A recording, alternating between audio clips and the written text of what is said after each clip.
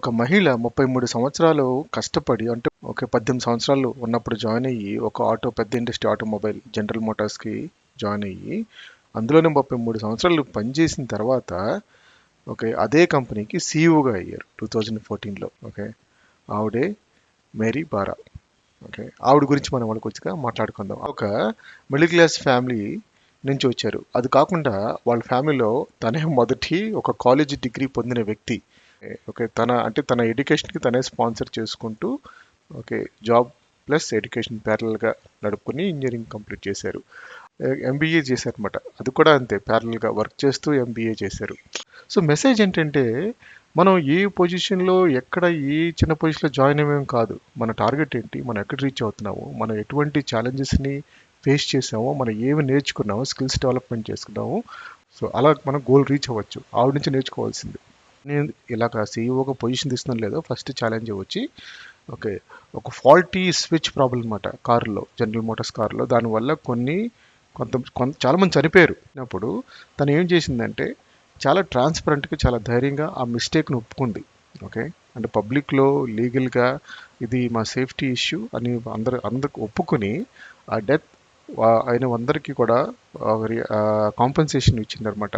So రెండో point ఏంటంటే, తన సీఈఓ ఉన్న తర్వాత కంపెనీని ఏంటంటే అప్పటి వరకు ఈ normal petrol engine, diesel engines అటు మేము నడుస్తున్నాయి కదా, ఆవిడ ఏం చేశారంటే చాలా బోల్డ్గా ఈవీ సెక్టర్ మీద డైవర్ట్ అయిందన్నమాట. అంటే ఫోకస్ చేశారు 2014 ఆ టైంలోనే.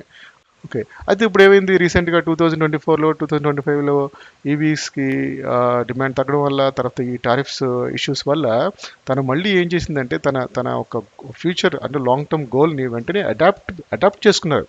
ఇది కూడా మనకి చాలా మన టీమ్ మెంబర్స్కి, మేనేజర్స్కి, ఒక ఎంప్లాయీస్కి చాలా కావాలి. తను మేరీ బారా ఏం చేశారంటే ఈ ఈవీ ఇండస్ట్రీకి డిమాండ్ తగ్గిందని చెప్పేసి వెంటనే ఫండ్స్ని, రిసోర్సెస్ని డైవర్ట్ చేశారు. ఇంజిన్స్ అంటే నార్మల్ డీజిల్ ఇంజిన్స్కి, కంబషన్ ఇంజిన్స్కి రిసోర్స్ని డైవర్ట్ చేశారనమాట.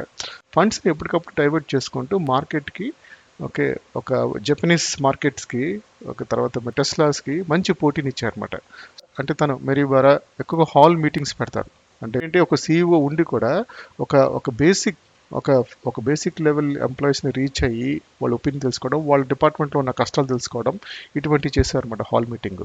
ఇంకోటి ఏంటంటే రెండోది బిజినెస్లో ఉన్న డేటాని ఎక్కువగా స్టడీ చేసేవాళ్ళు అనమాట. ఆ డేటా అంతా కూడా ఆపరేషన్స్కి సింక్ అవుతుందా, అంటే ఇక్కడ ఈ ఎగ్జిక్యూటివ్ మేనేజర్స్, ఇక్కడ బిజినెస్ మేనేజర్స్, మార్కెటింగ్ వీళ్ళందరూ ఉంటారు కదా, సేల్స్, వీళ్ళందరూ కూడా వీళ్ళు చెప్పేదంతా కూడా డేటాకి సింక్ అవుతుంది, వచ్చే డేటా.